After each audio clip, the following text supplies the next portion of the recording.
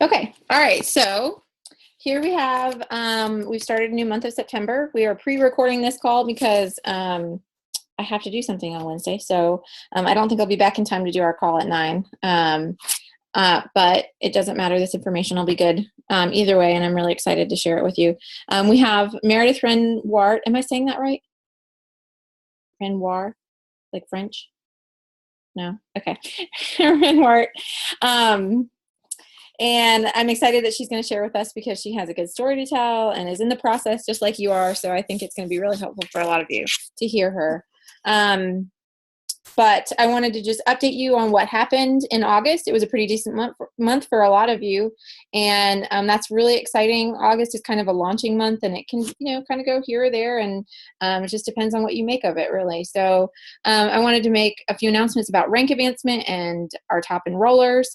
You all know who you are already, but I wanted to just say that I truly appreciate what you're doing, and I'm really excited to see your names in the back office pop up, and just to see what you all are accomplishing is very inspirational and exciting for me. But I'm going to start by just recognizing rank advancements and start with executives and work up to, we even had a silver in August. So that's very, very exciting. I feel like the silver is very exciting, but these rank advancements are just a sign of what's to come even in the coming months, because these people are working hard and they're going to keep moving forward. So Michelle Mills hit executive last month. That's awesome. Tamika Carter, executive. Lisa Roche, executive. Eva Hodge, executive. Doris Crispel, executive. That's awesome. Hannah Smith, executive. Yay, very good. And now moving on to two elites. Shannon Ferris and Jennifer Lewis both hit elite. Great work, ladies. And then we had one premier, which is huge. Betsy Cockrum, excellent work. Fantastic work. And then our newest silver is Nisha Coffey. Nisha and her husband Henry work together, and they've been very consistently working for probably almost 2 years now, building their doTERRA business. And they've just continually put forth the effort. And even, I don't know if it was a little over 6 months ago, they moved from North Carolina and moved their family down to Texas. So even in spite of that, they continue to push forward and to support their team here in Greensboro area, but also I think they're working down there where they are to reach out and find new people too. So I just think that speaks volumes to what can be done, because moving feels overwhelming, and for them to continue on and to move away from the support that maybe they felt like they had here is a big deal too. Their upline is here, and all of our team. So I think it speaks volumes that they were able to manage that in spite of having moved. So now moving on to top enrollments. Give me just 1 second to pull that up. I should just memorize these things. Anyway, we already have some people really kicking butt and getting people enrolled in September, which is great. And with the deals that we have, like the lemon, lavender, and peppermint offer, it's a really good time to take advantage of that, because those three free things on top of enrollment is a huge gift. Okay, so our top enrollers, and I'm going to start with the people who enrolled 4 or more, because we have a lot of them. So Jenny Starnes, 4 enrollments. That's awesome. Good job, Jenny. Allison James O'Rourke, 4. Leanne, awesome, 4. Sue Blaylock, 4. Very good. Abigail Cazares, I hope I'm saying that, Cazares, 4. Meredith, good job, 5. Meredith Renuart, sorry, she's on the call. Nicole Surratt, 5. Kim Patrice, I'm sorry, Kim, I know who you are, but I always, Ange said your name the other day, and I think I said it wrong all along. I always said Petrides, but I don't think that's what she said. Anyway, Kim, you know who you are. 5 enrollments, awesome job. Emily Mallard, 7 enrollments, great work, Emily. Doris Crispell, 8. And Stephanie Katera, 8. So you guys are rocking it, and I'm loving it, and your fall is going to be amazing. And even if you only got 1 enrollment, just don't blow that off as no big deal. It is a big deal. It's a huge deal to have 1 enrollment. It's a huge deal to have 2 enrollments.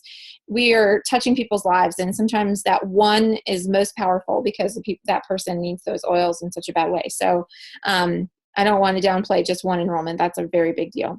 Okay. What else? I have to mention the things that we have coming up. We have our weekly classes still at HQ, which upcoming this week is hormones. So Wednesday mornings at 10:30 or Thursdays at 7. So that's a great class, and it's nice to hear Leanne teach that class. She has a lot of good information that it's impossible to find in other places these days.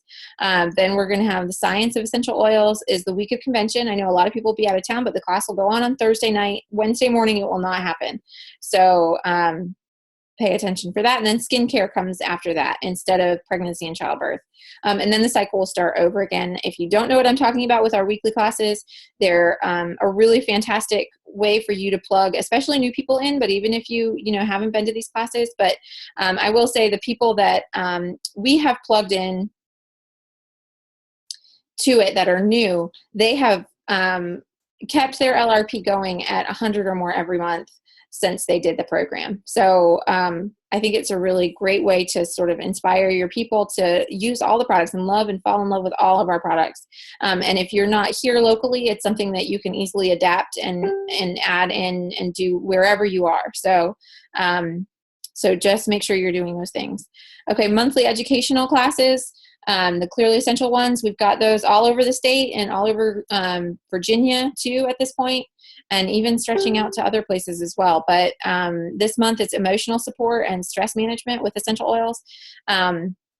And look for the places that are close to you and when they are. It's in Greensboro next Monday, and then in High Point on Tuesday, and then I think a week from Tuesday it's in Winston, if I'm right about that. But anyway, you can look at that calendar anytime. So just keep that on your radar.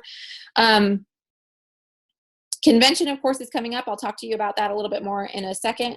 If you aren't already planning to go to convention, you still can do so. There's still time to make plan. When you go to convention, it's as if having 100 people there. When somebody on your team goes to convention, it's as if 100 people are there, because the energy they come back with, it spreads like wildfire, and the information that they come back with spreads like wildfire as well. And everybody's just so motivated and ready to go when they get back. I'll hit back on that again in a second, but a post-convention recap for people who aren't going to be able to make the trip will happen on the 25th. Am I saying the right thing? Sunday the 25th from 3 to 7. That's going to be at HQ. If you're long distance, we can tune you in. So save that time. We will Zoom with you and have you there with us. But if you are local at all, you have to come in person. Because nothing beats the energy in the room, obviously. Plus, with the new products, you aren't going to get the same feeling if you're not in the room. They're able to try them with us. Let's see, the new product showcase, we're going to just review products on the 27th. So, while the 25th will be great for just about anybody, I mean, it's going to be like very intense learning. So, for 4 hours, people who are just customers may not be interested in spending that long. But the 27th, we're going to have the products out just to play with and talk about them.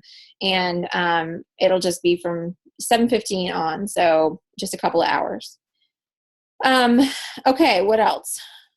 Okay, so just an update too. We've got the wholesale customer option versus the retail customer, or I'm sorry, the wholesale wellness advocate, right? That whole thing is coming up, and I wanted to screen share that with you just so you could kind of review.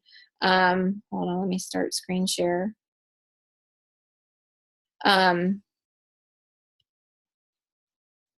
So you can see if I can pull it up, what it looks like when you compare the two things.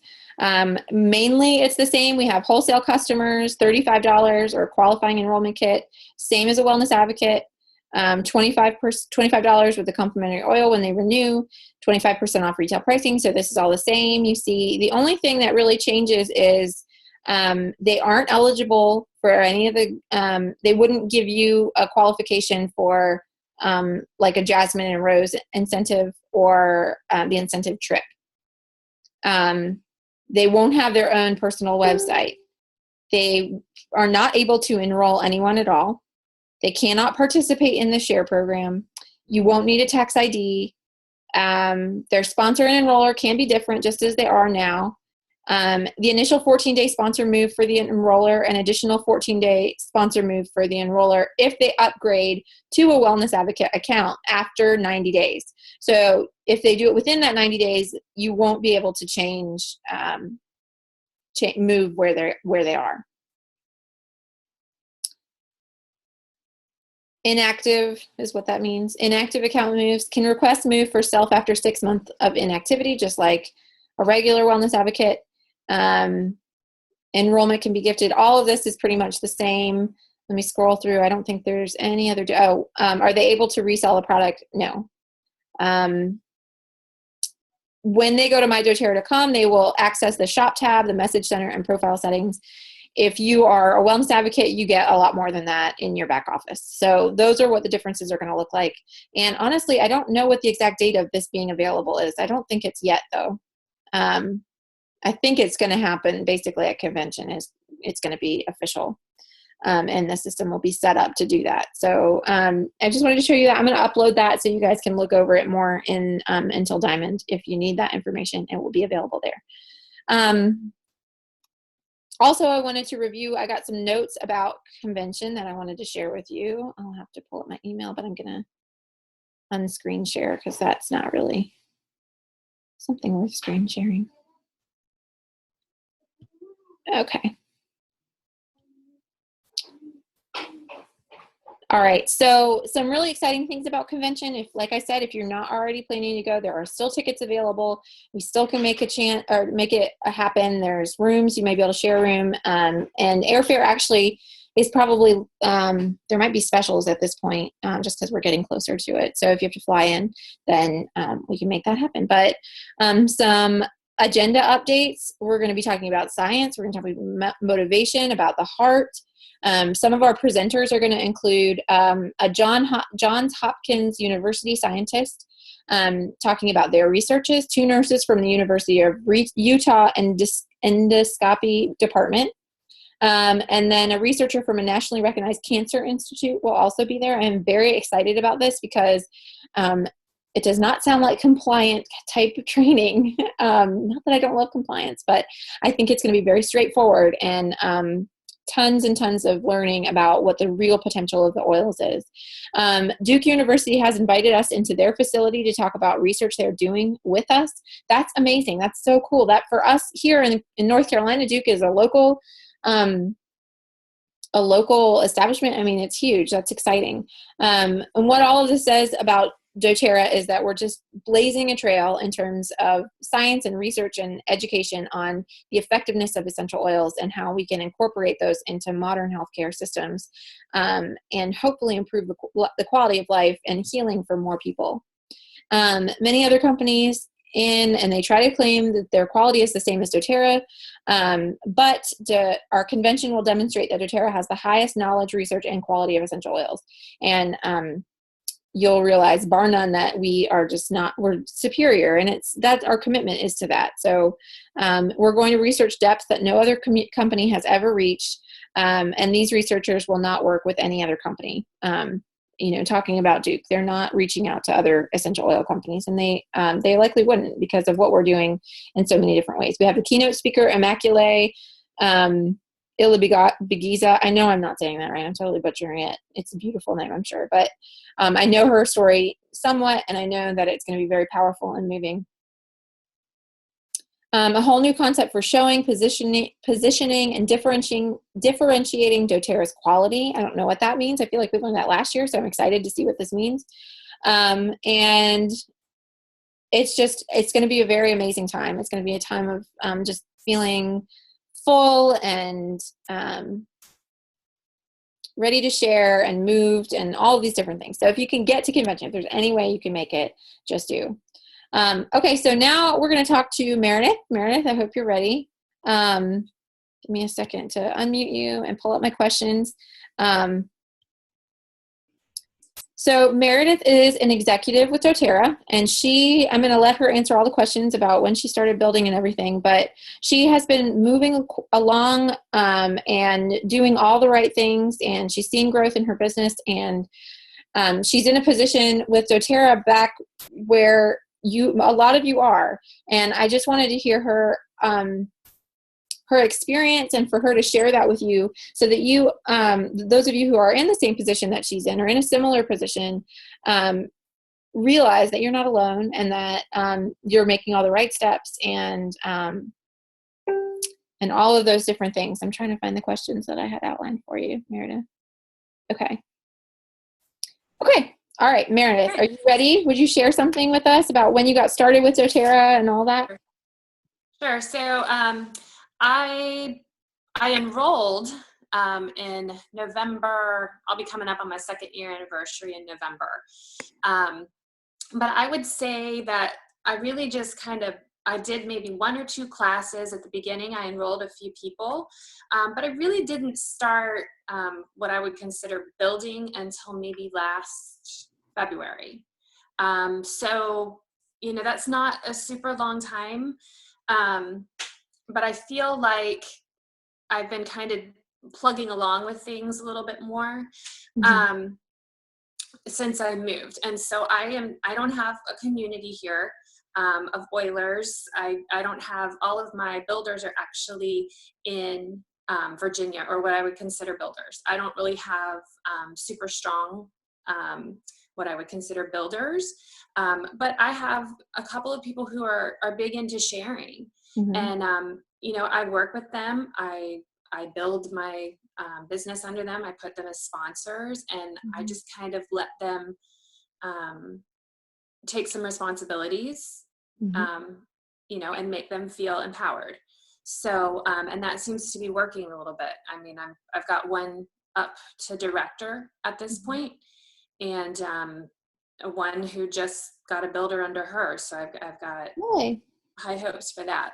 And where are you located? I don't think everybody knows. I am in Tampa, Florida, or right north of Tampa, Florida. And you moved there from Virginia like a year ago? Yes. I moved June of last year. Okay. So that's a pretty big undertaking to start a business like this when you're not in your local area. I mean, that's huge. So have you been able to reach out to people in your area, and how have you done that? I'm fortunate to live in a very social type of neighborhood. There's a lot of kids, a lot of moms. A lot of them work. A lot of them are stay-at-home. I'm a stay-at-home mom. I wouldn't consider what I do with doTERRA full-time by any stretch of the means. I typically, I'm not sure how many hours that I spend. I'm trying to get better at logging exactly how many hours I am spending, because I tend to just, I'll be on my phone, I'll do some here and there, but that's not really as productive as I'd like it to be. So what I've done in the past is just, I'm just inviting people. I'm sampling them. They know me as the crazy oil lady. So, I'll be taking my trash out, and there'll be a girl running by, and she'll be like, "Hey, do you have anything for stress management?"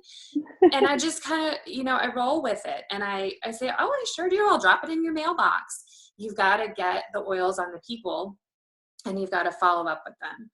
And I think that is, a huge key for success, which I didn't even realize that I needed to be getting oils and that I needed to be sampling people. I thought that you just kind of told people about it and they got it, and that not accurate at all. It's not like they can smell it and want to buy a $30 bottle of oil. You have to, sell them on it to some degree. So share it with them. Yeah, definitely. So back at the beginning, you said it took you a while to kind of start. What did you do in the beginning with your membership?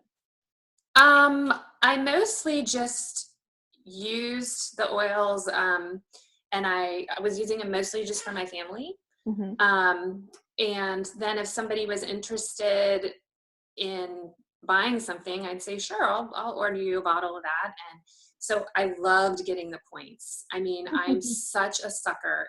It's terrible that I live in Florida, honestly, because I go to Publix and they have the BOGO deals, and I get suckered in, and I get in so much trouble every single week because I want the deals. And let me tell you guys, I know that sometimes you feel like I will never get anybody on the LRP. I can't do it. I can't get, yes, you can, because there are people like me and I want the deal. And I'm a frugal person. I don't go out and spend tons of money on fancy products or get the top of the line of anything. But I was spending 100 PV, and I really wasn't building. I mean, I was kind of sharing the oils, but I really wasn't building for a long time. And, you know, I think that there is something to be said for, you know, you've got to tell people, you've got to go over that membership overview is so big. It's so big. When people get their oils and you don't go back over it with them, they feel abandoned. And then they're kind of ticked off at you that you've enrolled them and then you haven't followed up with them at all. They're sitting there, they've got 10 oils in their top drawer and they don't know what to do with them. You got to follow up with people. Otherwise, they're not going to want to keep using. They're not going to want to get on LRP. I mean, I would say there are people that I never thought would get on LRP. But you know what? I gave them the option. I explained it to them and they're on it now and they're ordering. And I say, hey, just get one a month. Yeah. You know, and you're still going to do a great job. And some of them end up, you know, doing more than that. So you just have to offer it and not be scared of it. I think I was scared of it as personally. Is that silly, Lacey? I don't know. No, I'm scared. It's still sometimes, yeah, you kind of have to teach yourself not to prejudge, because it's easy to walk up to people and, oh, they don't have money to do this monthly, or they're going to feel like this is a pressure situation. But a lot of times people will be like, well, wait, now tell me about this LRP. Is this monthly? And I'll be like, well, don't worry. You can cancel at any time. And they're like, well, no, I mean, what if I wanted to order twice a month? And I'm like, oh, sorry. Yeah, well, you can do it as many times as you want. Right. So, yeah. Okay. So what was a turning point for you? What made you decide that you wanted to do the business side of things? Quite honestly, it was when Chasey called me and said, hey, are you interested in building a business? And I kind of hesitated and I said, well, yeah, but I don't have any idea what I'm doing. I don't have anybody here. I don't know what I'm doing. And she said, well, I'll help you. And she did. And that was kind of the beginning of things for me. And she came and I ended up, I mean, I busted my hide. I had a really good turnout. I think I had 15 people at just a neighborhood gathering, and it was everybody that I knew. And I think they were being really nice to me to jumpstart me. But a lot of those people ended up enrolling and are some of my best customers now. So, and they live in my neighborhood, which is great. Yeah, so. It was interesting because Chasey told me about your plan for your, and she was like, yeah, I don't know exactly where she got this idea to do this neighborhood party, but she's going to have like bouncy houses and stuff. I don't know. And we were both kind of like, well, that's interesting. I can't wait to hear. We thought, oh, it's going to be so distracting and people are going to be like just overwhelmed or whatever. But you had an amazing turnout. It was a really great event. Can you just describe that a little bit for people so they know what you did? So I have, that night was a little bit different. So Chasey has come twice or three times. The first time that she came, I just did a neighborhood class and it was in the morning at 9 a.m. And it was a bunch of stay-at-home moms and it was like 15 of them and they all came. That's great. Yeah. The second time she came, I had a night class that night, but I said, well, we've got the whole day. I've got you all day, Chasey. So I need to utilize that time. But I knew that people were going to be, you know, hustle and bustle. And I said, I think it was a Friday. And I said, let's do a class let's do an open house from 3 o'clock to 5 o'clock. Because I knew people were going to be getting out of school. They were going to be getting their kids ready for whatever and dinner. And I thought, if I just make it open house and have it so that they can bring their kids, I can throw up a bouncy house, I can have some snacks. We did the body scan.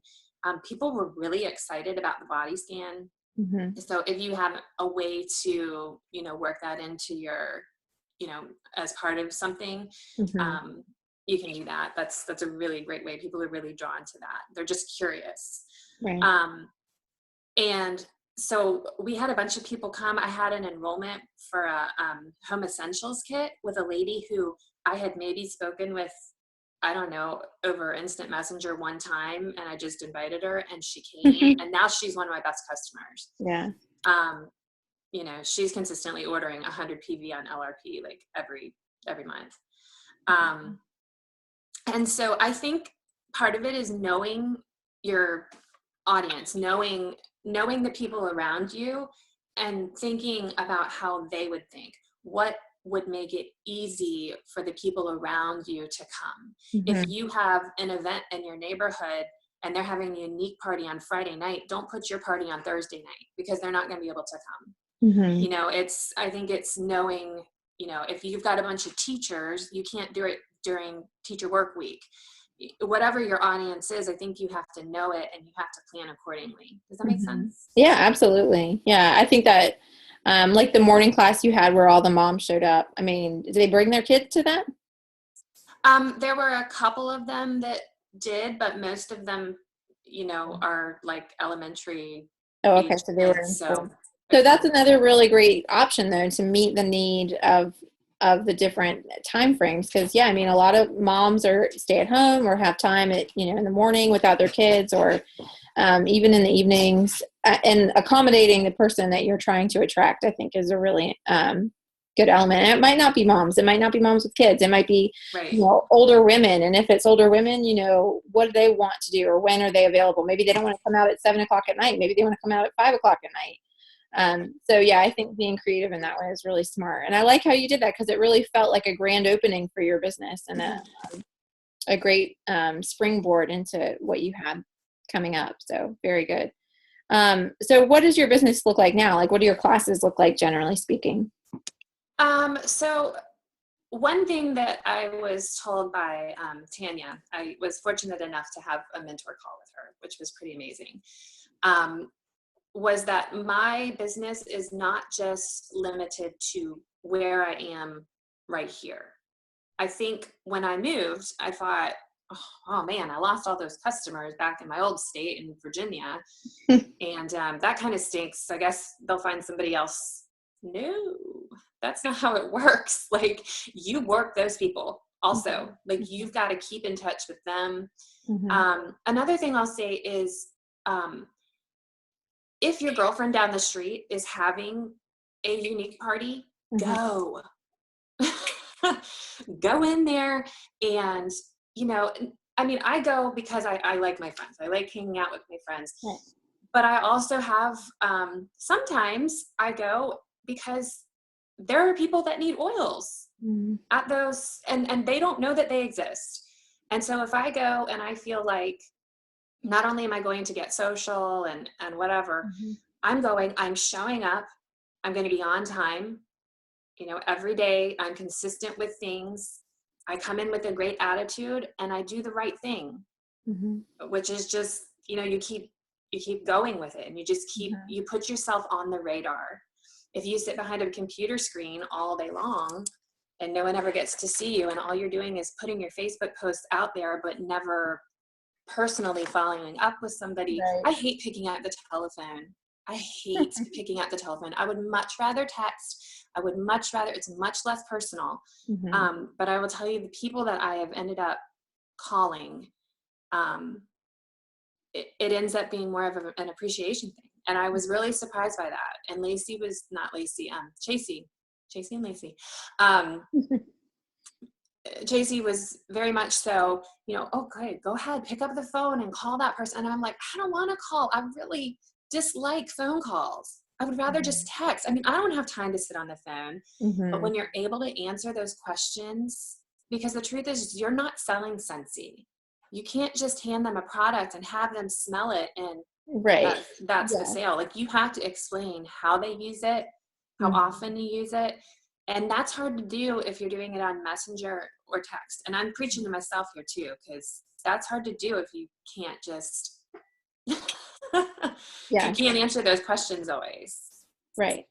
I think that's spot on. And even what you said about Chasey reaching out to you from via phone about, do you want to build? Are you interested in building? I think that's true. We have a big influence with our voice, and that connection doesn't happen through texts, whether it's email or whatever. So how frequently do you have classes now, and how do you get people to come to it? I would love to be having a class once a week. I am not always as consistent, which is quite honestly why I'm not elite yet. Because either I wait until a little bit too late to invite people to a class, I wait too late to get it on the calendar, or, something will happen with a hurricane. These are things out of my control. But the things that I can control, I should be doing more consistently. Like I need to, remind myself, okay, if I don't get it on there before, at least a week ahead of time, then I'm probably not going to have the turnout, because I'm not going to have time to follow up individually with each person. You cannot put a Facebook. I used to think this, so let me clear this up. I used to think that you could just put a Facebook post out on your, I have like a little Facebook page. It's not a page, it's a group. And I just thought I could throw that up there. Guess what? Nobody was RSVPing for my classes. Well, I didn't personally invite anybody to my classes. So you have to do that. You have to either pick up the phone, or at least send them a text message, or at least send them a Facebook message. And the other thing I learned is that you have to do that also a day or two before. And you don't remind them in a typical way. Hey, are you coming? Hey, what are you thinking? Hey, it would be great to see you. I'm having some On Guard popcorn. Can't wait to see you. Right. Is different than, hey, were you still thinking about coming? It's totally different.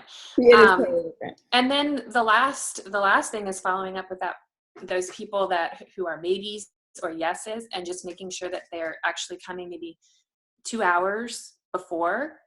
That makes a huge difference. So, and it's just, for me, it's a matter of cutting and pasting. And sometimes, depending on how long my line is, or how long my list of people is, that doesn't take me very long.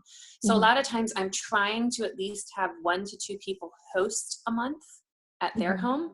And then I fill in the gaps at my own home. That's what works for me. And if nobody, like during the month of August, or maybe July, I think in July I ended up hosting most of them. The summer was tough. I think a lot of people were feeling that it was kind of a tough run. People don't want to commit to the classes and that type of thing. But I think that you just have to have the positive attitude that, then you got to do more samples. Maybe you got to do more one-on-ones. And I wasn't always the best about that either, which I said, quite frankly, like, I own it. That's probably why I'm not elite yet. It's because I didn't do all those, the extra classes that I probably should have done. But I think once a week would be great. If you can only do twice a month, start there. You can only do once a month, start there. Yeah, really, something, right. But being regular, I think, is key. Because, if you have on the second Monday every month, you have one class, and everybody knows that, and you can invite people to it. And having that on the schedule is good, because when you come across somebody that doesn't know about oils, or, maybe a stranger or something, you can say, well, my next class is blah, blah, blah. So I think that's really important. And what does sampling look like for you generally? I'm the birthday sampler. What I started doing is, I do have a list of people that I'd love to sample or, reach out to. But for me, it was feeling a little strange for me to just randomly message people. So, these are people that I've been acquaintances with for, however many years. It just kind of felt strange to me. So what I started doing, what works for me really well, is that I look and I see who has a birthday today or this week on my Facebook. That is awesome. And I love it. And I look and I think, okay, well, you know what, that person would probably benefit from essential oils. So I say, hey, Lacey, I see it's your birthday, and happy birthday. And I just want to let you know that I always offer my friends an essential oil sample for their special day. Is there anything that you might like to try? And usually that will spur a conversation. Oh, well, I've never used essential oils. What do you recommend? And so we usually start a conversation. I probably, if I send out, let's say, one to six, depending on the week, a week. So if I'm sending out 6, I'll probably have half the people respond to me and say, I'd like a sample. Yeah.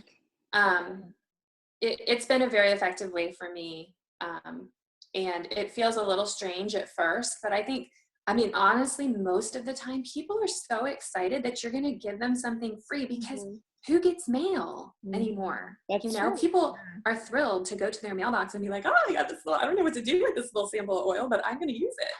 And I'll put a little personal note in there. Right. And I tell them how to use it. And if it's somebody that I think is really promising, I might send them more than one, just depending on who. And then what? What happens after that? After they get the sample, then what? Okay, so after they get the sample, I try within 3 days to follow up with them and say, what did you like about your sample? What was it that worked for you? And that's a more positive spin on things than saying, what'd you think about the oil?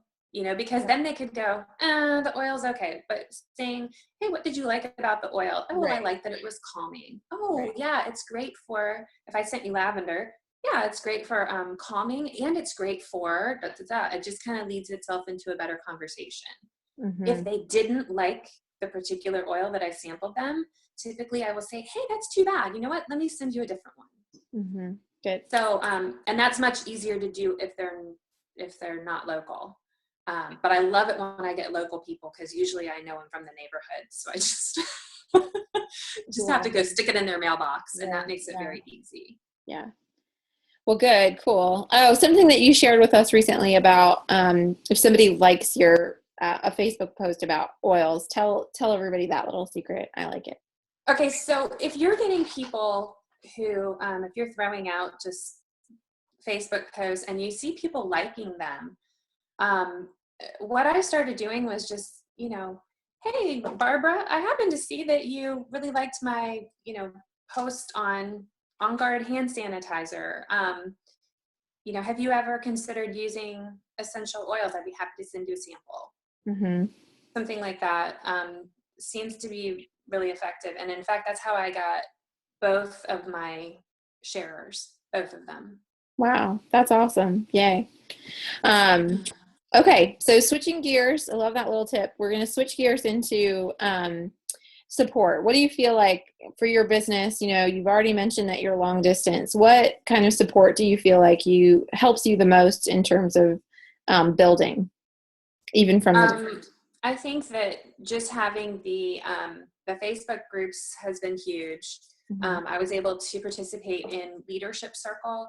And what I will say is they offer, who is it? Tanya offers some like elite type of Rank Academy. You need to be doing those. Really, you need to be doing some Rank Academies, because it will jumpstart your business like nothing else. It will just hold you accountable if you're really serious about trying to get a little more intentional with things. Taking the advice of people who are doing it.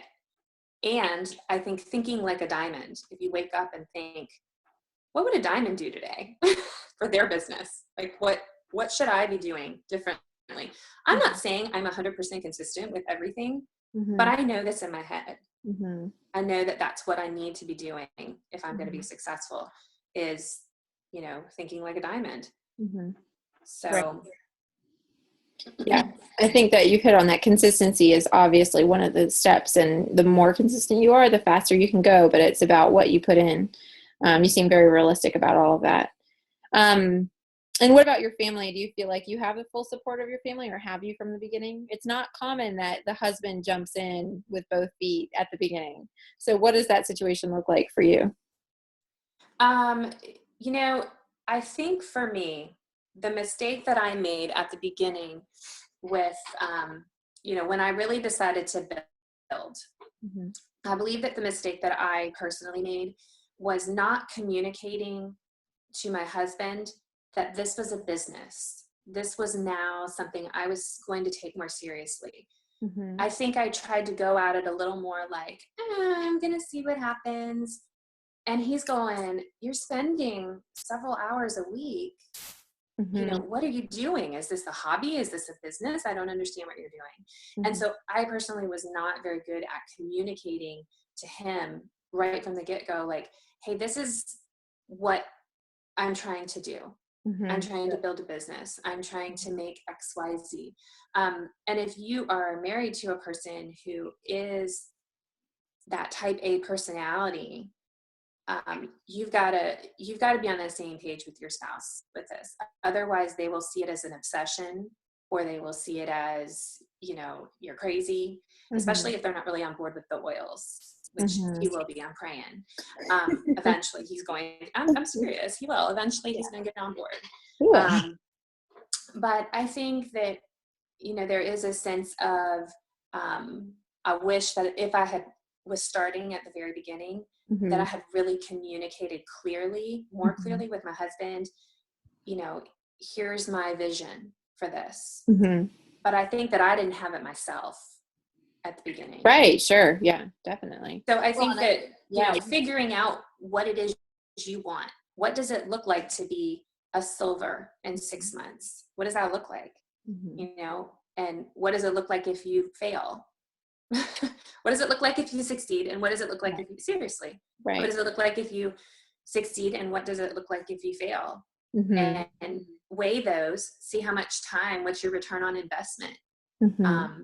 For me right now, I'm not making a ton of money, Mm-hmm. but I do believe that I planted enough seeds that I'm going to eventually reap a harvest. And I Mm-hmm. think that it's tough for my husband, who's a very realistic person, to say, oh, well, when is it going to happen? Well, when is it going to happen? And I'm going, well, I don't know, but they said that 40% of my business is going up after convention. So we'll see what happens after that. That is so right. Yes. Yeah, no, I think that's awesome. I think you're totally right. I think a lot of times people get caught in that, well, I'm just kind of seeing what happens, like you were talking about at the beginning, or when you started, you're just kind of trying it, seeing what happens. And that's how I started. To be fair, that's where I was. And, fortunately, I had a little bit of my own income at the time that I could invest and not feel too guilty about it. But, eventually you kind of have to draw that line in the sand. And I think people say, diamond is a decision. And I think that's true. But ultimately, you just have to decide you're going to do this. And if you do that, then diamond is just the top. I mean, that's just one of the things. Then, presidential diamond is going to happen. All of those things are going to happen if you do make that decision and stick with it. But a lot of people they cut themselves off before that because they never really commit. So yeah, I think that's really important. And a lot of times it's hard to admit to a spouse, I think, what you really want to do, because if you fail, they're there standing over you going, yeah, well, what happened with that? You said you were going to do that. And I may have experienced that before. So, and I think, a lot of, not even just wives, but husbands also, there's that person who's holding you accountable, and they have every right to do that. But so spouses can be tricky, but I like where you're at with that, because I feel like you've made some breakthroughs with your husband, and it's a part of the journey, I think, for everybody to kind of come to terms with it for themselves, but then also in a way that their spouse gets on board, and whenever capacity they're going to get on board. And I do believe he'll believe in the oil soon enough. Yeah. And I do think that, going to convention is going to be huge for my business personally. Mm-hmm. But I also think that I think it shows that he is supportive, Mm-hmm. because, that's a big deal. We have 3 kids, Yeah. and, I have someone coming my dad is coming to watch the kids while I go. Okay. But my husband's going to have to pitch in a lot more than he normally would. So I do think that it shows a lot of, that he is supportive of this. Right. So I think that it's good. I think you have to give them a chance to understand what you're doing and say, hey, I know that I'm not making XYZ yet, but I am planting the seeds, and I have to be patient because it doesn't happen overnight. Your empire is not, Rome was not built in a day, and your empire cannot be built in a day. No, it can't be built. Not something that's sustaining anyways. I mean, right. There's some crazy stories about people hitting diamond in 8 days or something, and that's great for them, but will it look like that next month? Perhaps not. But okay, so one more thing before we really go. What are some of the things that you've had to sacrifice? What are some of the things, whether it's time or, what does that look like, and what have you been willing to kind of make time for? Sometimes I really think that it's sacrificing my pride in some ways, quite honestly, because there is a feeling of like, what are people going to think of me? If I go in and I'm just the oil lady all the time, which I know it is hard for you to go somewhere. I know, because you're just like me, and you go somewhere and you're sizing people up and you're like, oh, but that person could use some balance, or but that person could use some breathe, because gosh, their kid is like coughing up a lung, and you're sitting there and you're wanting to share all of those things. And sometimes you hold it back, and sometimes you say them. And I really do think that, like, for me, when I go to like social gatherings or whatever, because I'm in a lot of stay-at-home mom type of things, there is a sense of like, okay, how much of this is like I'm a real person, and how much of this is I'm the oil lady? So there is a balance, and doing what's right for them and doing what's right for me. Does that make sense? So I think that there is a sacrifice of pride. I think that there is a sacrifice of time. There are times when I've not gotten to go and do some of the fun things, or, not gotten to spend as much time with my husband that night as I wanted to. But I think that that's another thing with time blocking is, this is such a good talk for me, because honestly, like, some of these things are things that I'm not consistent with. And I think that, like, I need to be to grow my business, but like time blocking it out and just saying, you know what, I'm only going to do this much today. Yeah. I'm only going to spend an hour on this, or 2 hours on this. Because really divvying it up all over the place is going to drive you crazy. I know, because I've done it. I'm the queen of, I'll just squeeze in an email here, and I'll, send that text back now. But it really is, it's not a productive way. It's not. And I'll say that's a battle that, keeps coming around and around for me, because I'll be good for a little while and then I'll be bad. But there's this sense of calm when my phone may be blowing up one moment. And I know, though, that at, whatever set time, I'm going to respond to all of that, But if I don't have that set in my mind, then I'm panicking, like, kids, be quiet, everybody stop doing what you're doing, I can't make dinner right now. And you get so overwhelmed feeling like that has to happen immediately, and it really doesn't. And there's nothing that comes up in our business that's like emergency room type of situation. It shouldn't be anyways. People shouldn't be calling you in those kinds of situations, but not very often anyway. So we really, I think you're right. In this business, if you want to maintain sanity, you have to set boundaries, time boundaries, when you're going to work and when you're not going to work. And I think the other thing I was going to say, Lacey, is that I feel like you need to carve out some time for yourself. If you do start really going for it a little bit more, you need to be spending some time, if you're Christian, spend some time in God's word.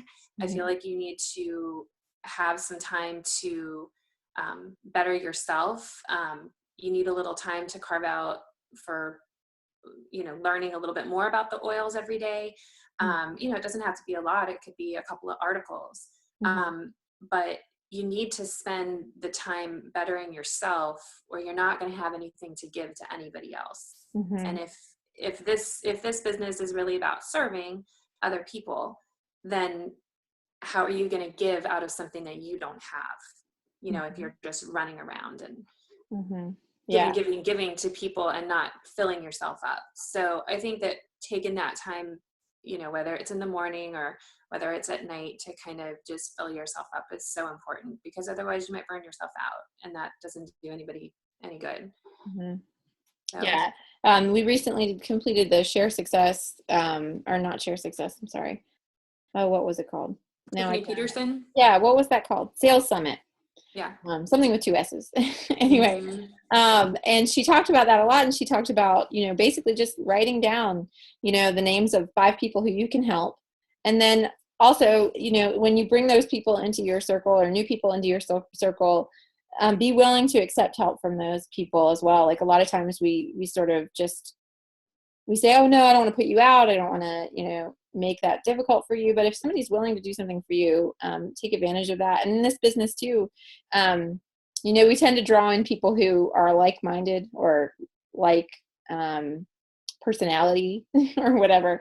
It's good to try to diversify that, so you guys can lean on each other and kind of, build a business where, like, for example, she is a very detail oriented planner, organizer person. Mm-hmm. And so we work well together because I'm not. And then I have people in my team who I know are good at that too, who I can call on and I ask for help in that way.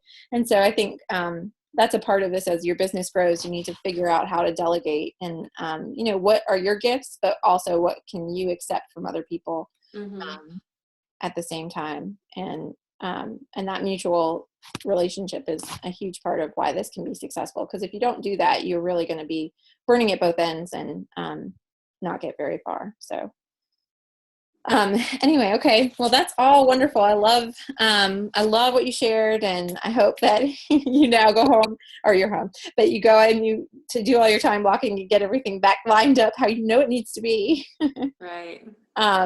But what you've talked about has not been super overwhelming. It hasn't sounded like you work 40 hours a week, or that you think anybody needs to even work that amount, to make a go of this.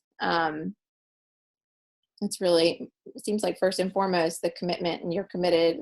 And I can tell that you're going someplace because you are committed and consistent, and capable. So, I love it. Good work. Thank you so much, Meredith, for sharing with us. Thank you. Want to Bye, add? guys. Good luck. Go Good? out there Yeah. and sample. Sample. There we go. That's a good thing to add. Go sample. All right. Excellent. Thank you so much, Meredith. All right. Good night.